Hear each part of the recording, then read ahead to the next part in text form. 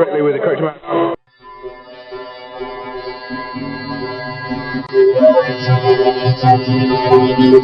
Sound Collision just released their new video Lesson Zero, which highlights the trials and tribulations of Robert Downey Jr. Robert Downey Jr.'s story is one of great inspiration. Sound Collision submitted this video to Simmons Records and kicked off a media campaign. Log on to www.soundcollisiononline.com. To the fans that like their new video, message Gene Simmons from their website and say please sign Sound Collision to Simmons Records now. Hi, Tina here, journalist for HMTV Canada Easing. With me today is a very special guest. Please welcome Jimmy, lead guitarist for the band Sound Collision. Hi Jimmy, how are things? Great, Tina. Good, and how's the weather out there? The weather is incredible in British Columbia, the home of the Winter Olympics. Okay, I'm curious. I have questions relating to your new video. Apparently it's creating a buzz in the media. This video is called Less Than Zero, based on the story of Robert Downey Jr. Well, I'll tell you, the song is actually a song that I had written myself and had on just a personal home recorder for, I would say, well, around the time, early 2000s, shortly when, Robert Downey was experiencing, many challenges, and especially it was widely seen in the media, and a lot of people were wondering where it was all going to end up. And just prior to our setting up our gigs for 2009, we recorded a 3-song EP, and we said, you know what, Robert Downey is an incredible inspiration. He came from a spot where it looked very desperate and was able to achieve greatness. So why not look at this? And I actually found it on my, like a cassette tape, if you believe that. That's how far back it goes. Wow. And put it forward to the band, and we reworked it and made it into what it is today. Did you have help with anyone producing this video? The production of the video, I actually have all the production. I do the production, including I have a home recording studio as well. So I produce, I do the production, co-write, and I play guitar. So I sort of have a wide variety of duties in the band, if you will. Wow. What I like about Less Than Zero is that the graphics and it's clear. Like, you can call this video up on the big screen or a small screen, and you get a clear, crisp view of the graphics in this video. Well, I'll tell you, there's the camera. I also film. Well, I didn't film the live shots, obviously, but I had the equipment set up, and I had a camera operator is what had happened. So the equipment I selected myself, and I'm very happy with with the particular camera I use. It's filmed in HD, and it allows you to also render it down to a lesser video than the video quality in HD, but still maintains the I would say it maintains the legitimacy of the HD, and I think that's what you see in the production is that the camera delivers an incredible product at the end, even when it's rendered down a bit. Oh yeah, it does. Like, you can watch videos on YouTube, the band's playing, and it's all blurry. Yeah. But you watch your video, and it's clear and crisp. You can see every little detail. That's what I love about this video. No, thanks. Okay, now, there's a buzz that this is going to appear on Gene Simmons' website. Well, what's going on is Gene Simmons, for those who don't know, Gene has established a record company, Simmons Records in Canada, and what he's doing is he's specifically looking for Canadian acts to sign. To date, he hasn't signed anybody. He has shown some interest in a couple acts, but I don't think Gene has found the act he's looking for, not even the first act yet. So, having said that, we also have done, with the way the industry has changed, there's not a lot of record companies that are interested in, not like the old days where they, come up with a deal for you to record and have a decent product. And that's sort of why I've taken on this like the production, and take pride in having a product that if I'm going to do a video, it's going to be clear, it's going to be, concise, and same as the recording. Basically, you have in your home what a record company would offer you in the past. So if you can command the tools, you really don't need the record company for that aspect of the music business. But where we've decided to submit this to Simmons Records, we feel that because Gene is, just from what I've seen in his interviews and what he's looking for, we feel that we would be a good asset. We'd fit well in his record label. And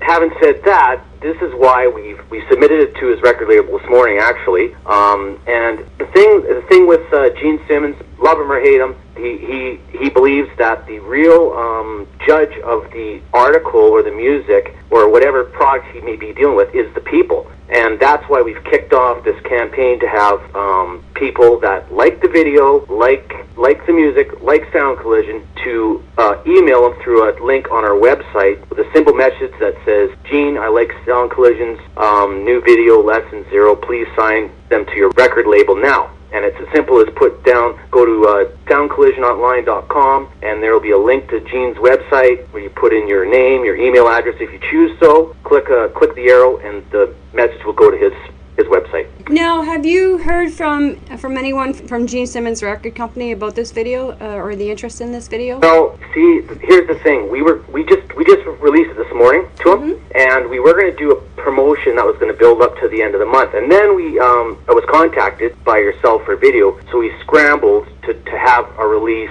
today so I could talk about it in your interview. Okay. So, what I suspect will happen is if our campaign is successful and, we utilize our MySpace page, which is upwards of 2,200 fans, something along that line. And we're just recently launching a Facebook to try to utilize that with a goal of getting 10,000 messages into Gene's site. Because we're confident we're very happy with the product, and we think if he takes it seriously, we'd be a great fit for him. But our goal is to try to get 10,000 of our fans or people like music to let him know that they like it as well, and not just us. Rather than us just submit a demo that gets lost in the mire of demos that they ultimately will be receiving. So if that answers your question, it was a bit long-winded though. Okay, yeah, that's okay. On your new Sound Collision EP, I really dig the songs Dirty Mind and Nobody Needs. Now, will you be coming up with videos for these songs tracked as well? Yes, we will. We certainly, this project for Lesson Zero has been in, when you're doing it yourself as well too, you have sort of, if you go to a video production company, then you're rushed in the door and sort of rushed out. But when you are actually producing it yourself and you have the tools around you to do it, it does take a little bit more time because you find yourself being more critical than, say, if you were being processed by not slighting a production company, but quite often it's here, give us $2,000, we'll get you video, and we were bing bang boom, we're in and out. It looks all right, but does not, it's not going to get you to the level where you're out of the independent area and possibly get a big label like Simmons Records sign you, right? Right. Yeah. So we certainly are actively we're gonna run this promotion because we figure we're going to have, hopefully to have the impact we want within a couple weeks. We're going to do some local radio interviews. We're going to release it. You're the first person we've talked to today. I'm actually uploading the video on YouTube as we speak. So I hope to, by the end of the 2 weeks, have a good indication of where the promotion's going to go. We'll have an idea of how many people have emailed Gene, and we hope to hear from him soon. Awesome. You released your CD at Crabfest in 2009. Was that the summer of 2009 when you played with Trooper and Kim Mitchell? That's correct. It was a bill with actually it was Derek Miller, Trooper, Kim Mitchell, and ourselves. There was a couple other name acts. I'm sorry, my apologies. I forget the names of the other. There was 2 or 3 more acts on the bill, anyways. That was when we released the EP that we're speaking about. Right. And it was a good time. What I like about Kim Mitchell when he's DJing for Q107, he always makes the statements that back in the day it was 100 bands selling 1 million records. Now today in today's music industry, it's 1 million bands selling 100 records. He really put the hammer on the nail when he says that about the music industry today. Isn't that the truth of the way the industry has changed? Yeah, it has. It was interesting. Well, I'm a huge Kim Mitchell fan. Same here. And so when we got the agent contacted us for this opportunity, the bill actually how it worked was it was ourselves, Sound Collision, Derek Miller. I don't know if you're familiar with Derek Miller. Derek Miller is he's from Ontario. He's an upcoming Canadian name. He's done some incredible stuff. If you go to MySpace and search Derek Miller, that's how I sort of discovered and realized we were playing before him, and it was quite it was his work's incredible. Okay. Anyways, having said that, it was Derek Miller, then Kim Mitchell, and I hired a roadie who was a friend of mine just to sort my guitar guitars and be around if I, do small tasks, sort of, if you will, right? Carry the guitars to the stage, remove them. There's roadies on the stage when you get there, but I had a personal guy just doing, it was a personal friend of mine, and he also is a huge fan of Kim Mitchell. And he says, Jimmy, is Kim Mitchell really going to be there? And I'm like, I hope so. I want to get a picture with him. But behind the stage area, there's a performer's tent where they had like some trays and some drinks and stuff. And my friend is still, unsure that he's actually going to see Kim Mitchell. Anyways, we're sitting there, we were just, chatting a bit, and in walks Kim Mitchell, and he just about, I thought he was going to faint. And he goes to meet him. He tries to, make some small talk. He almost cracked up and then walked out of the tent, almost embarrassed. So I go to ask him, I go, his name is, I'll tell him, Pat. I go, Pat, you all right or what? He goes, yeah, I know, sorry, I just got starstruck there. But I don't think Tim thinks he has that kind of impact on people sometimes, but he is such a huge star that, people that have not met him, like he was so casual about it, have a very, starstruck experience, if you will. Well, if you're a student in broadcasting classes, you would not believe the amount of students that have Kim Mitchell as their influences. Oh, absolutely. Oh, yes. Right from the singing to the guitar musicianship, his songwriting, of course, is incredible. I mean, I can go on and on. I caught myself being speechless there myself. One of his favorite quotes on Q107, I love hearing every day, is, damn, I wish I wrote that. It's really, really funny. He really knows how to entertain his audience and keep them in a good vibe. Yeah. Yeah. Well, we've been fortunate to have, I call it semi-successful. We've been fortunate to be put on the bill with, I've had an opportunity to meet some people that I was idolized when I was a kid and bought their records and, watched the videos and that part of it, most people, when they start a hobby, and I'd say if you don't take music as a hobby to begin with, then you shouldn't be in it.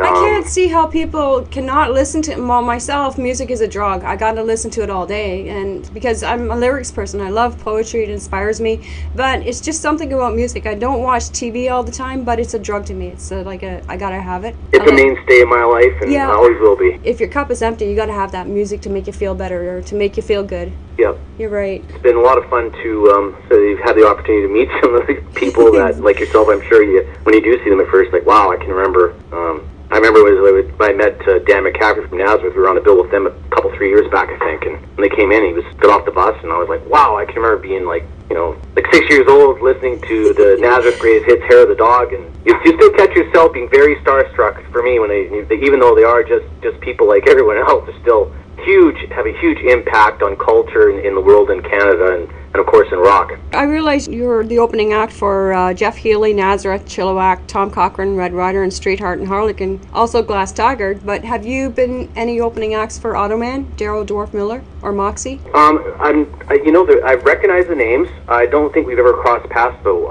Okay. Is there something you could? What kind of gigs were they playing? Were they playing in British Columbia recently, or were they? Well, they're based out in Ontario. I just figured that maybe you had crossed paths sometimes, or you might in the future. You never know. You never know. Yeah. I recognize the names. Yeah, so you probably want to look them up. Okay, I certainly will. Yeah. I'll check them out like everybody else does on MySpace or Facebook. These acts that you're opening up for, were they in the BC area, or did you travel to Ontario to play live here? All these gigs were all British Columbia. Okay.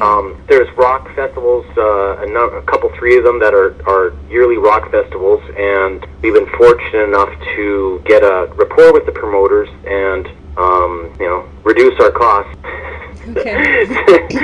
No, we've been fortunate to have a good rapport with the promoters, and they've called us and consistently booked us when there's events, rock festivals or what have you, where they're looking for they've filled some headlining acts and they're looking for someone sort of middle of the road, right? That has some recognition, but yet hasn't commanded a headlining spot. And I guess we've sort of been lucky enough to fill that spot in the past few years. Okay, so when you're opening up for these musicians or when you're playing these festivals, do you play all the songs on your new EP, or do you play cover songs? We've always done our own music. So even prior to this EP, we have a fairly good rapport of original music. Mm-hmm. That we've been fortunate. We get to play on local FM stations, and had some, had a basis where we could play it live. So we've always played our original music live. Now, so we certainly do. We do, when you're playing a festival with, original sort acts, you simply can't go there and be AC/DC. You have to also, when you're on the bill as an act with those kind of acts, you pretty much have to focus on your original music, and then it's perfectly fine to have a number of covers that mixed in as well, right? Right. And that's sort of the formula we use. Is maybe if you try a song that's brand new, like in this case at Crabfest was the EP, you would split it up with something that people did know, whether it be an original that you played previously or a cover, right? So I think it's safe to say that you have to, if you're gonna try to go any further than like a cover bar band, you're gonna have to take the chance and put yourself out there with your originals, or it's just not gonna take you any further. And so that's sort of what we've had to do in order to maintain that kind of exposure, right? Now, have you played with any other musicians or had any collaborations with other musicians recently? Perhaps female artists? I haven't. Basically, my brother Danny, he's the lead singer.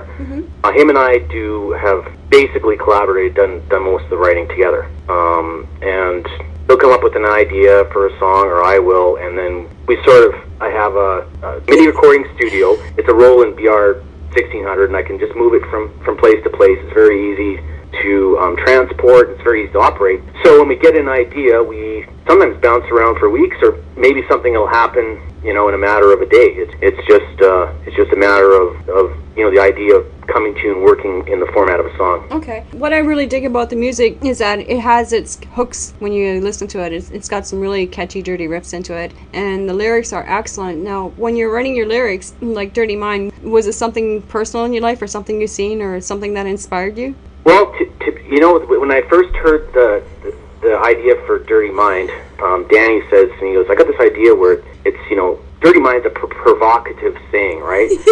and without having to come out and say it like that, it's a very provocative saying. And it could mean a number of different things to a number of different people, a number of different ways.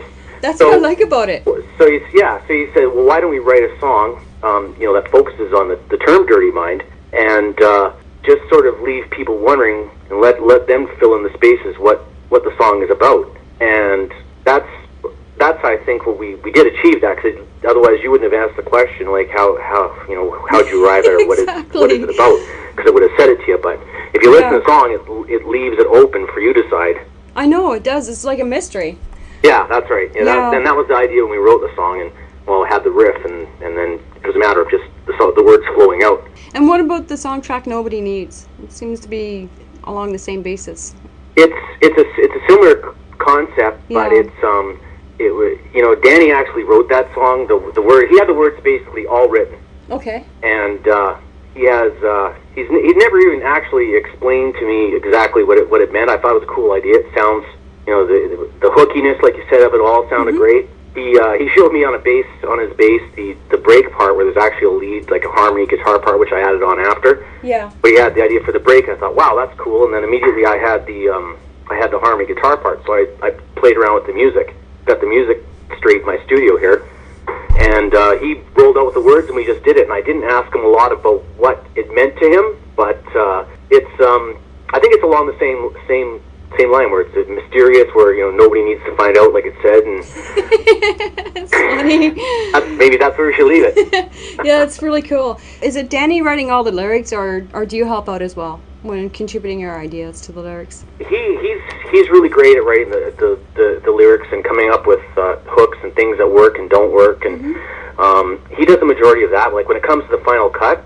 For example, Leslie Zero, Robert Downey Jr. I had lyrically a song that was from start to finish, but he changed. A good portion of the chorus is relatively the same, but the verses he changed them, and sort to make it current as well, because when I had the idea, Mr. Downey was experiencing challenges, so it really wasn't current with the first set of words I had for the lyrics.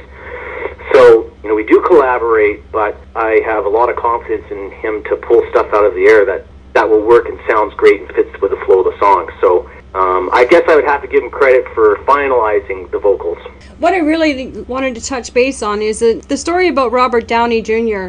Now, we've had some really juicy stories come up in our Canadian history with regard to serial killers. Do you think you'll ever come up with a song track about that? I think you know what I'm referring to. Oh, yeah. Yeah. You know... Especially in St. Catharines, Ontario. Yeah, right. You know, we have batted that. I mean, when you're trying to be creative, you do bet. It's interestingly to say that because that was one of the topics that we come up with. You know, you say let's write a song like, for example, "Dirty Mind." It's provocative, and then you build the song on that. Right. Or Mr. Downey. It's great. It's a great story. You know, sort of rough to begin with, but it's a great story. Let's build a song on it. And one of the ideas we batted around was it'd be cool to write a song about a serial killer as well. Right. And like you said, but at the same time, it was like, there's also, it's one of those win big or lose big situations. Yeah. Where it could be a really great thing or a really bad thing. Still. Right. And especially, it's like you're opening up a can of worms, but you really don't want to open up a can of worms because of sensitivity of the issues that went... Very, very much, that's right, the sensitivity. I wouldn't completely write it off the books, but I think it's something that would have to... expand the story. You'd have to have it just sit down and say, listen, this is, it's a very provocative subject. It's a very sensitive subject to people that, have been involved with it. Mm-hmm. And yet at the same time, it's going to achieve a song that's going to reach out to people, and they're going to want to play it more than once without, throwing it out the window. Yeah, so how do you base a story, and you don't want to include names, so how would you base a song about this event that went on in Ontario, raise awareness for it? Well, that's a very interesting question. Yeah. If you were going to write a song, if it was, let's just say we're going to talk hypothetically about us here. If we were going to write a song like that, we would have to mention the name of the person. Now, right. Okay. When someone commits a crime or is arrested or what have you, it isn't a copyright issue. It's public information. So you could do that. I think if you were going to do it, you'd do it right and identify the person. And because especially with the way you said the question is, how would you, I think it was you said, how would you have some impact, or how would you, in a nicer way of saying it, do some good for the people that were affected. And I think that would be the only way that we would be able to approach a song like that if we were to write it. And it would have to be named and try to do some and that would be the trick, is to have a great song, do something good for the people that are exactly touched. But my main question is, do you need permissions to go ahead and use somebody's name in a song like that? How do you get around that? Well, if it's a song, maybe just like it's anything that's public knowledge. You can use their name, for example, right? So let's say I'm a court reporter, right? And I'm writing a story about myself. I go in and I've done some crime. Well, then you can report that any way you see fit, because it is a fact of reality, and it's not a piece of entertainment. It's actually part of the public justice system of Canada or British Columbia or United States, or wherever it might be, right? Okay, because I wasn't sure whether it's breaking privacy acts if you try to mention like a criminal's name in a song. I don't know how that works. I was just curious. No, it wouldn't. It wouldn't, to my understanding, be a breach of their right privacy, because when you say, let's say for example, if you're committed of a crime, then it's not it's a public forum, right? Yeah, and the court proceedings have already been finished, and these people they've been dealt with in court. Yeah. So the proceedings are done, and the case is over, basically. That's right. Yeah. So it's not something that we're probably going to tackle tomorrow, but it is a very interesting idea. Right. Do you write songs based on attitudes of today, like what a lot of Canadians are going through and finding jobs, or the depression that we're going through, or any uplifting songs about some events that happen in the band's life or anything? Well, you know what? Living in British Columbia right now, and just like it is anywhere in Canada, I suppose with the economic turn down, there's people losing their jobs, people out of work, and we find, as a rock band, if we're playing clubs or we're playing bars or what have you, that sometimes when there is a downturn, there is more people that come out and just want to come out and have a good time, and not hear political statements. You hear enough of that from local politician or the or CNN or what it may be. Yeah, want to come out, and especially if you're come out and see a rock band that's sort of in the vein we are. You sort of want to have a few beers and have your ears ringing for a couple hours when you go home. Right, exactly. So some of the band's experiences that while they've been either traveling or playing live, do you ever write about those? We have wrote Especially the good times and partying. In the past, we have wrote songs like that. We have wrote songs about our our experiences playing in the bar. We have done that. There's no doubt about it. Do you have any previous albums out before Sound Collision came to life? Well, we had done some work with local businesses that did. You donated a song. There was a couple, three times we did stuff like that. One was in the early 90s. We did a song for the Canadian Cancer Society. A friend of ours at the time had passed away from cancer, and we wrote a song called "Friends for a Friend" and donated the proceeds of it. And we worked through an international union, the United Food and Commercial Workers Union, donated as well, and helped in that event for the Canadian Cancer Society. And then at the time, in the early 90s, the Cancer Society in British Columbia actually used the slogan, "Do it for a friend, friend for a friend." I was just going to ask you, was that for Terry Fox? And what's that? Was that for Terry Fox? No, it was in British Columbia. It was a friend. It was called "Do It for a Friend," and it was a friend of ours that was 19 years old of age, and he had passed away from cancer. Okay. So we did that. That's just an example. I can think of 2 or 3 times we've done sort of benefit-ish sort of things, but we had a song that fit the situation and participated for just because we wanted to, and we felt we had a good song that fit it. Have you done anything else for charity in the last couple of years or recently? We haven't in the last couple of years. We've started in the past 2 years. We've been taking Sound Collision, seriously as a semi-professional, if you will, and it consumes a lot of time. To record, to write, to do videos, to play gigs, and just that alone is to have also other you have to have a life as well. It consumes a good part of your time just trying to promote and do your commitments for the band we have. So I'm not saying we would count it out, but we haven't been putting the large amount of effort that we used to in the past in it. Are you working on new material right now, and are you going to come out with a full-length album soon? Well, what we'd like to do is, because this time of year is when we usually start booking our festival gigs, and we should hear from the promoters in the next. Usually, you hear from them by about March. You'll start getting calls about a certain gig or the other, and what we'd like to do is, generally speaking, the first rock festivals or those sorts of things in northern British Columbia start in around June. So what I'm shooting for is to try to have a DVD, and then of course speaking of the old music, previous music, it's old music to me, I guess. We're going to remaster and possibly record some of the songs that we used, say, 10 years ago, and try to have a full CD and DVD for the festival and rock festival tours to come here in 2010. Okay, so when you're recording your music, do you record it live? We have done recorded live recordings, and because you want to be able to reproduce it live too. Right. I think you always have to keep that in mind when you're recording. When it comes to the recording, we've done these last 3.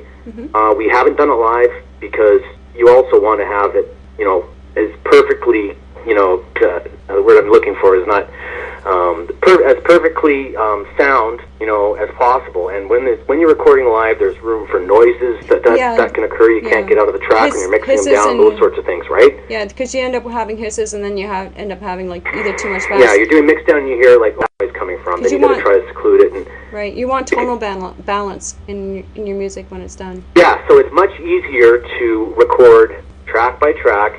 As each track is put in the mix, make sure that it is sound.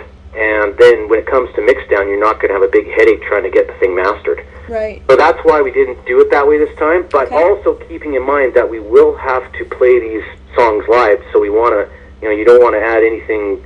There's not some keyboards, and we don't have a keyboard player, if you know what I'm saying, things along that line. We want to be able to also reproduce a song live, relatively close to what, you're hearing, if not better with the energy, right? And that can be a trick, because when you're using, you record track by track, you also could be 3 of me playing instead of just 1 of me. But you have to find the balance where it's like, okay, that sounds really great, but are we going to be able to do that live? And if we aren't, then we don't do it. Okay, sounds logical anyway. Yeah. When you're doing a live performance, do you prefer to play a live venue inside or outside? The outdoor venues are nice because if it's a rock festival, the number of people is going to be much higher. Mm-hmm.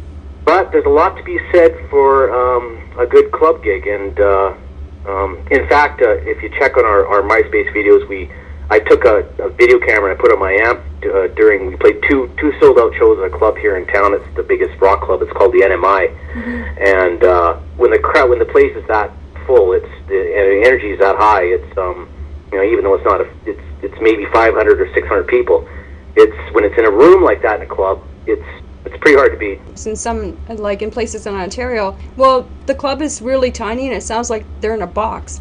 Mm-hmm. The size really does matter when it comes to playing in large buildings. It makes a huge difference. And that's, well, you know what? When we play a club, we employ a sound person that is a live sound technician. Gets an even cut. Yeah, it does for sure. Well, we also pay him as a member, so we can rely on him. So wherever we make, he gets an even cut, being a sound tech. And we found that by being consistent. Every time you go into, and he's good. He's good at judging the room, like you said. So it sounds like a box. He's good at judging the room, and he knows the sound we're after. And he's a very good judge at delivering that, no matter what. If the venue might be a bigger hall with say 2,000 people, which tends to echo, or a small club where it sounds like a box, he knows how to command the gear and deliver the sound, giving us a consistency. And I think if you don't do that, you might have, you're only as good as your last gig. You're one gig away from being, not hired again. Exactly. I think having a live sound technician makes all the difference in the world.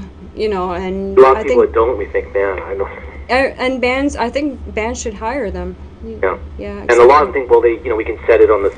Quite often, if I'm off in the week, I'll go out and check out a new band I've heard, a new act, and you go there and you'll see the soundboard at the side of the stage, and they set it up as they're playing, and I'm thinking, oh man, yeah, cutting corners, eh? You put all this work into this, you get $2,000 in Edward Van Halen amp, amplifiers, 5150 amplifiers, and you're trying to cut corners on a few $100s for the sound tech, and sometimes it works, but sometimes it doesn't. And when it doesn't, like I said, I think you're only as good as your last gig. The last time I emailed you, you said you're going to Cabo for a holiday, Sammy Hagar birthday bash. Can you tell us about that? I was there for that. Sammy Hagar's birthday is actually in October, and so what he has every year, I don't know if you've ever been to Cabo before, but Sammy has a club called Cabo Wabo right in downtown Cabo St. Lucas. And anyways, it's the second year I've been there actually for it. So what he does is he celebrates his birthday party. He puts on free shows in Cabo Wabo, and I'm gonna say you might be able to fit in. It's sort of a barish something back east that would be like. Have you ever been to Rock and Roll Heaven in Toronto? No, I haven't, not yet. Okay, well, it's been a few years since I've been back to been to Rock and Roll Heaven, but I'd say in the mid-'90s, it's a club that's similar to that size. Okay. So, what would that be? 800 people, something along that line. And what he does is throws on a great show. It's free entry. People that want to go to the show actually line up outside all night in order to get in.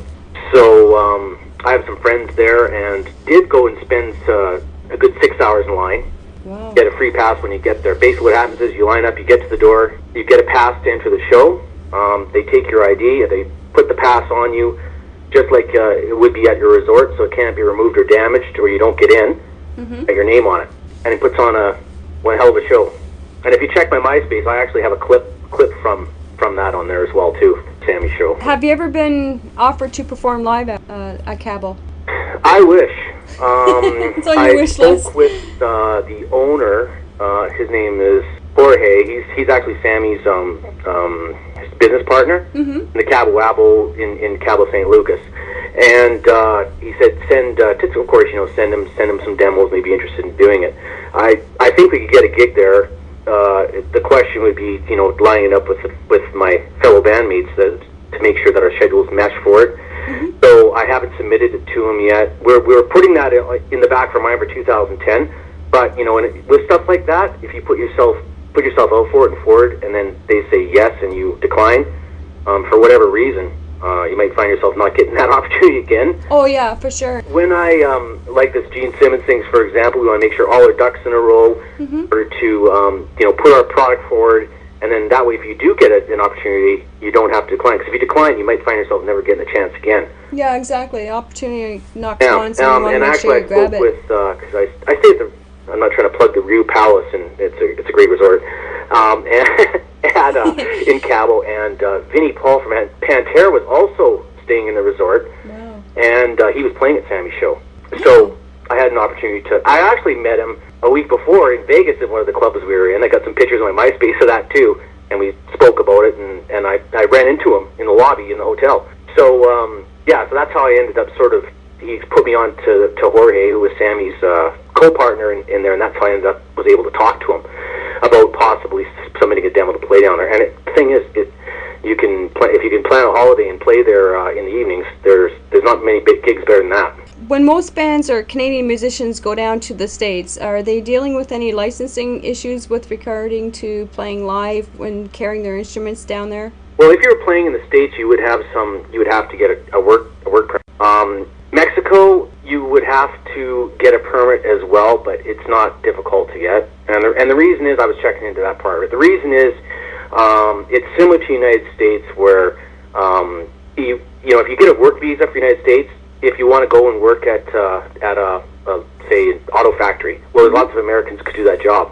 But if it happens to be an entertainment thing, the precedence is that not anyone can do that job, so therefore you get the job by virtue of you being one of the few that could do the job, if not the only person if you're a named person. So yes, there is that concern, but it's sort of like red tape that would have to be resolved, but you certainly can resolve it. Okay, sounds good. I was just curious about that part of it. Yeah. Over the years, has the band faced any challenges to go outside and perform live? Well, the only time I think that I was really extremely nervous was when the Stanley Cup came to town. I think I also emailed you about that. Mm-hmm. Yes, you did. And we got when they brought the Stanley Cup in the park and the alumni, and they kicked it off with all the Vancouver Canucks alumni, the New York Islanders alumni. We got selected to play in this great big park with thousands of people. Wow. But that didn't really unnerve me as much as knowing the Stanley Cup was going to be there. Mm-hmm. And all of us felt a little bit, because the Stanley Cup to Canadians is bigger than, to lots of Canadians anyhow, bigger than any rock idol you could ever dream of having. Right. And we all found ourselves being a little bit unusually nervous, just because of the fact the cup was there, and it all went off without a hitch. And that's another video I actually took of the Stanley Cup coming to the park and us playing shots from the stage, and it was very incredible. It was a moving experience. For most Canadians, I think they'd understand how moving being the opening act for the Stanley Cup would be. Probably one of the most memorable.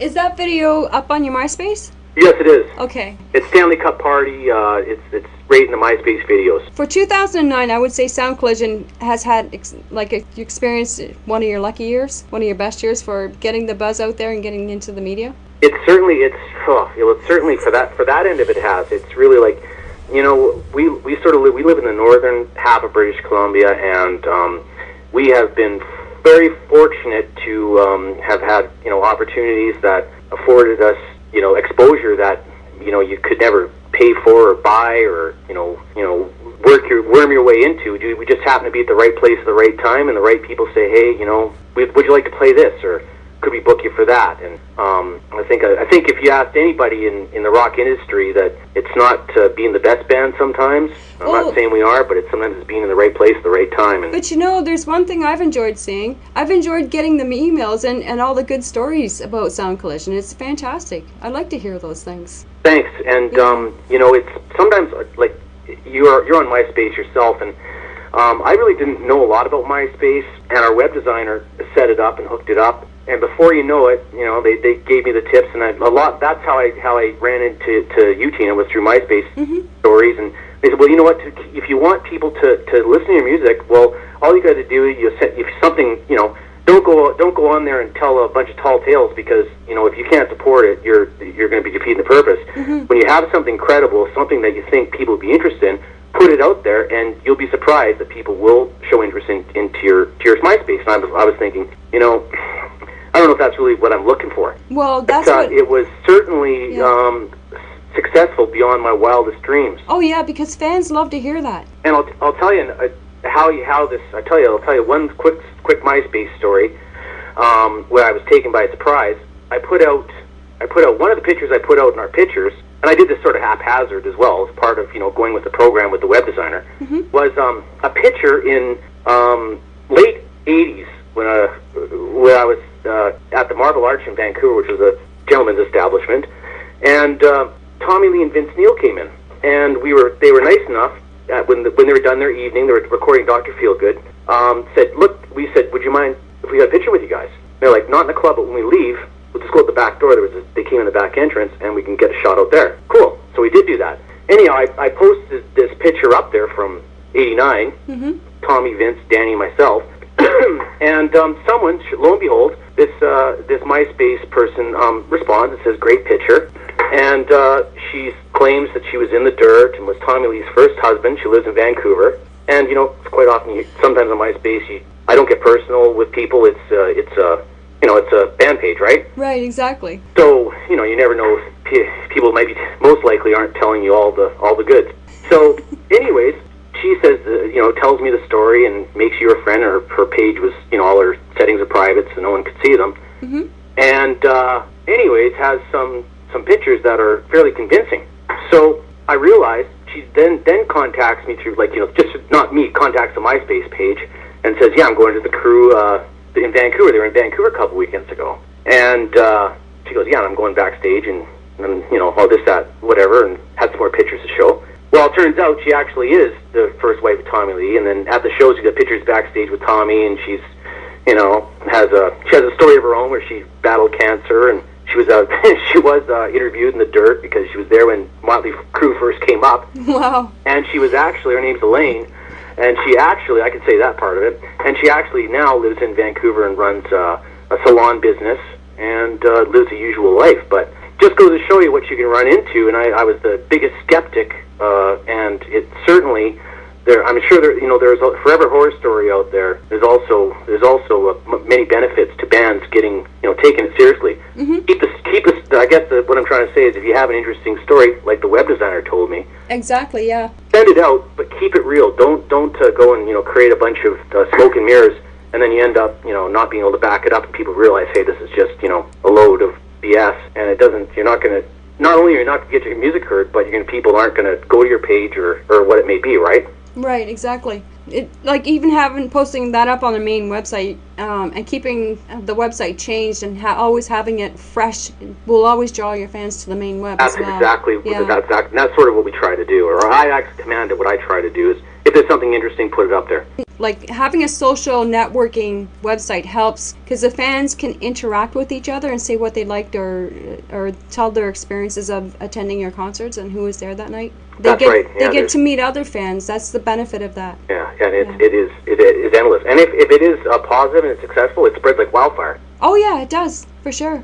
Like we've started on Facebook. I haven't used Facebook. Just started it up, and today a good portion of my work this morning was lining up this Facebook group to try to do similar things that the MySpace site has done, right? And once again, I'm not a Facebook expert, so it's a bit challenging. But this morning, you're already into, by just sending to your usual sort of circle of friends, you're into 300 contacts and climbing in a matter of a day. Yeah, exactly. Yeah. It's positive, and you have a good message, and then it's certainly going to be advantageous to use. Now, there was one other question I had. You just recently played a concert with Lee Arian? Yes. And how did that go? Oh, that was incredible. I don't know. Have you ever seen Leanne or met Leanne before? I've never met her, but I've got all of her CDs. I'm a big fan of hers. I've got all her CDs and maybe even a cassette or two kicking around here somewhere. No vinyl, though. I wish I did have some of those. Metal Queen from '82, I think it was. Okay. No, but Lee was. There's actually, if you go to MySpace, I've got a shot of her playing. The same park where the Stanley Cup was at. Yeah. At the end of the show, at the end of our show, then she went on, and I went on stage with my camera, and she was kind enough to let me film her, and she was very cool. But I let her know beforehand too, so she was very cool, and she said, if I don't want you filming me, I'll wave at you. And there was a couple times she was taking a drink of water, and she waved me off, and I just put my camera down. Yeah. But there was in that park, like I said, same as the Stanley Cup video you'll see in the MySpace, and there's upwards of 5,000-6,000 people. And wow. The comment she made after was that she hasn't played in front of a crowd that big in years and years. She actually works. I think she's doing. Well, she says she's doing lounge. She has a lounge act, like a jazz now, right? Yep. And she's doing jazz, sort of a lounge, jazzy type thing, and just sort of put this rock gig back together, and the crowd loved it. Yeah, they would. I mean, that's... Well, you can see when you're done this, go to check the videos. Lee Aaron, there's a shot of her playing Sex Without Love. That was one of my personal favorites. That's why I put it up there. And the crowd is just going crazy. Oh, yeah. Well, when you come back with a rock group, when you come back into the music scene with a rock group, you're going to have your old fans, and then you're going to have your new fans as well. Yep. And it certainly shows in the video. The crowd just ate it up. Yeah. Another question I have, your new EP, is that going to be out on vinyl?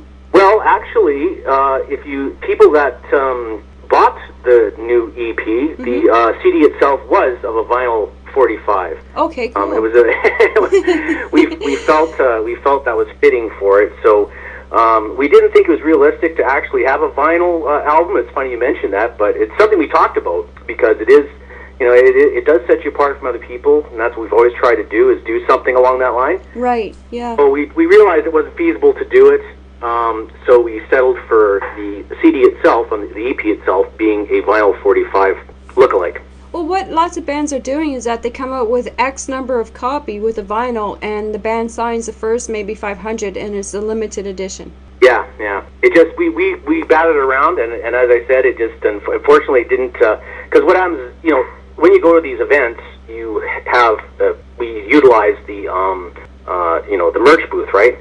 We actually hire a merch person. We have shirts, for the show, like the other acts would be, because when you're on the same bill as these acts, you sort of got to try to show that you're in the same vein. Even if you're not the headliner, you still got to try to fit the profile. Exactly. So we do, and we have been successful selling merch, posters, and of course that's where we really try to push our CDs. Before we wrap up our interview, do you have anything to say to your fans? I would like to say thanks to everyone on MySpace that has taken an interest in us, put the incredible amount of 1,000 some odd comments, taking the time to support us, vote for us, and of course we're certainly looking forward to having you all support us in our plight to be signed, the first Canadian band signed at Simmons Records, by going to www.soundcollisiononline.com and sending in a message telling Gene to sign us.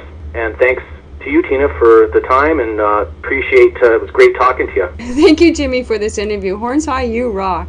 And I hope to see you in Ontario soon. Play live. I hope so, Tina. And when any great events happen, I'll be sure to keep in contact through Facebook. You're actually in our top friends now. I don't know if that means anything to you, but cool. Yeah. Okay.